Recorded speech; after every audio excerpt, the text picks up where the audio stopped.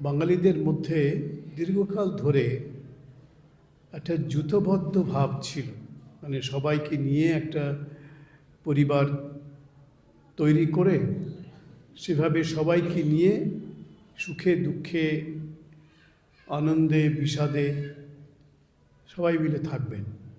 দুঃখটাও সবাই ভাগ করে নেবেন, সুখটাও সবাই ভাগ করে নেবেন। কারণ আমি আগের দিনে বলেছিলাম যে আমাদের তখনকার দিনের যে পরিবার ছিল, বাঙালির কথা বলছি, সে এই বাংলা হোক আর ওই বাংলা হোক, তখন তো বাংলা একটাই ছিল। সেই বাংলার পরিবারগুলো মূলত এবং প্রধানত ছিল যৌথ পরিবার। মানে একই পরিবারের মধ্যে তখন হয়তো এক পুরুষ, দুই পুরুষ, এমনকি তিন পুরুষ ধরে থাকতো মানুষেরা, সদস্যরা। হয়তো তখনকার দিনে একটা পরিবারে একই সঙ্গে দুই তিন প্রজন্মের মানুষ থাকতেন। হয়তো একটা পরিবারে তখন 20, 25, 30 এরকম লোক থাকতেন। আমি বেশ কিছুদিন আগে ওই বাংলায়, আপনারা নাম শুনে থাকবেন, ঝাড়গ্রাম, ওই ঝাড়গ্রামের কাছে একটা জায়গা আছে, তার নাম মানিকপাড়া। মানে কলকাতা থেকে ঝাড়গ্রাম যেতে গেলে পরে আগে মানিকপাড়া পড়বে, তারপরে কয়েক মাইল গিয়ে ঝাড়গ্রাম পড়বে।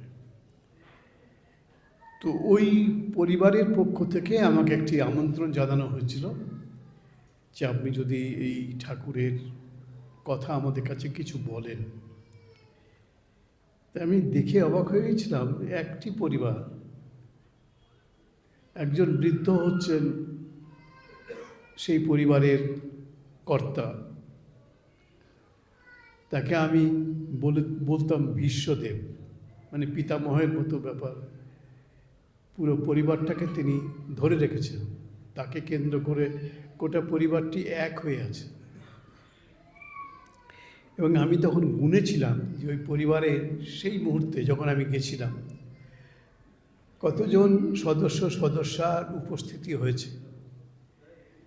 গুনে ওরা বললেন 110 জন।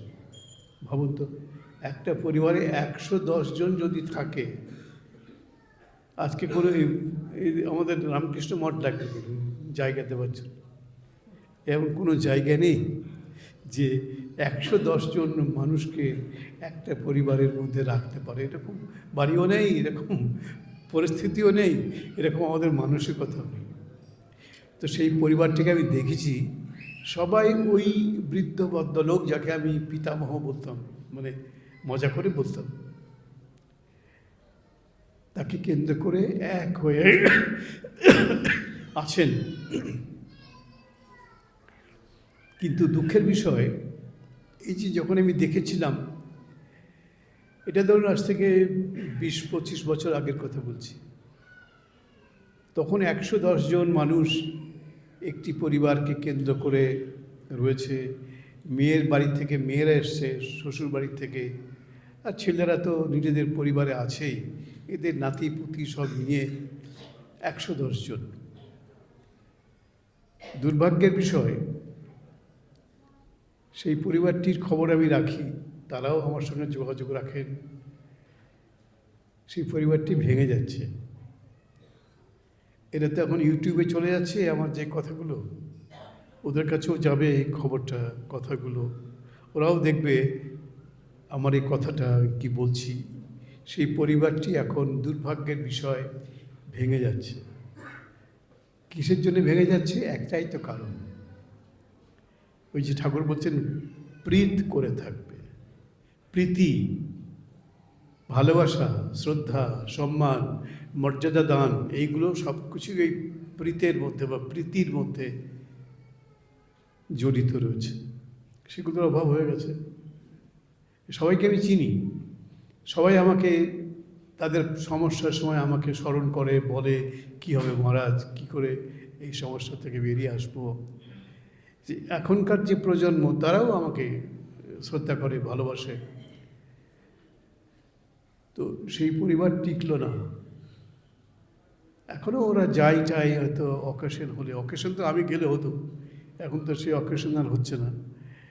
এখন হয়তো পারিবারিক কোনো অনুষ্ঠান উপলক্ষে হতে পারে, জানি না সেটা হচ্ছে কি না। কিন্তু এই দুঃখের বিষয় যেটা, যে এই যে একটা দৃঢ় বন্ধন ছিল ওই পরিবারের মধ্যে, সকলকে নিয়ে একটা বন্ধন ছিল, সবাই খুব ভালো লোক, খারাপ লোক কেউ নেই, কিন্তু সেই পরিবারের মধ্যে ওই বন্ধনটি শিথিল হয়ে যাচ্ছিল। সকলের অলক্ষ্যেই হয়তো যাচ্ছিল, সকলে হয়তো জানতো যেটা যাচ্ছে, তবু গেল, ভেঙে গেল। আজকে ওদের ওই একসঙ্গে 110 জনকে জোগাড় করা বা জড়ো করা আর সম্ভব নয়। এই পরিপ্রেক্ষিতে মাস্টারমশাইকে তখনকার দিনে শ্রীরামকৃষ্ণ বলেছিলেন, সাবধান করেছিলেন যে বাবা মা সবাইকে নিয়ে প্রীত করে থাকবে, মানে প্রীতির সঙ্গে মিলনের মন্ত্রে সবাইকে উদ্বুদ্ধ করে মিলনের বন্ধনে সবাইকে নিয়ে থাকবে। কিন্তু সেটা আর থাকলো না।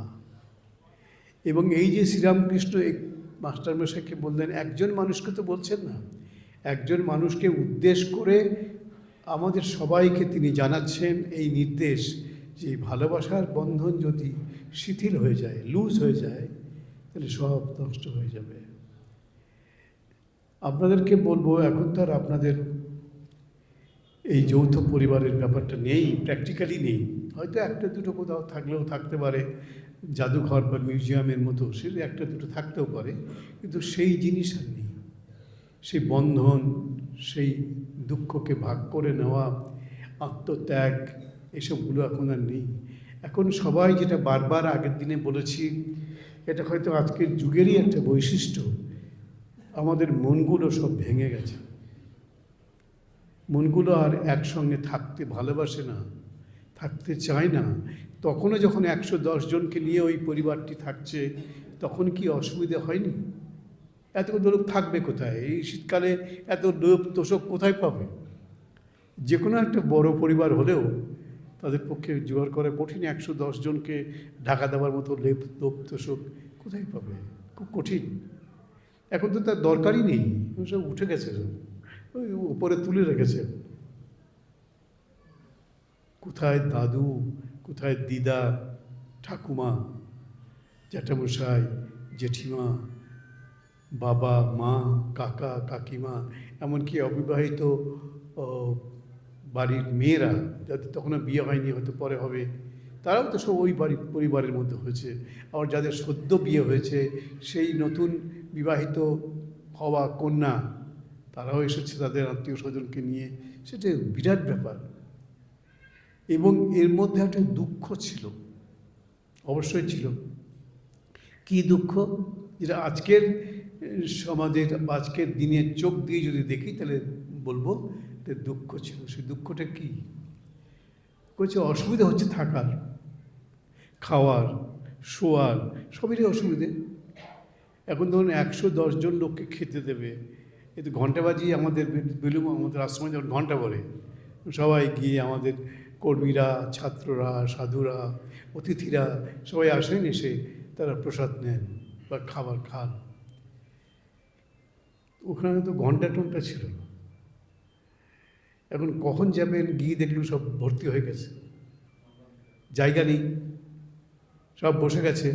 এখন সেই সমস্যা ছিল, দুঃখ ছিল, কিন্তু বেদনা ছিল না। দুঃখ ছিল যে হয় একসঙ্গে বসতে পারলো না, খেতে পারলো না, হয়তো পরে এসে বসবে, খাবে, কিন্তু বেদনা ছিল না যে পেলাম না। এই না পাওয়ার বেদনা ছিল না। হ্যাঁ ঠিক আছে, পরে বসবো। এই যে পরে বসবো বলছেন, তার মানে তাদের মধ্যে একটা স্পিরিট অফ স্যাক্রিফাইস ছিল।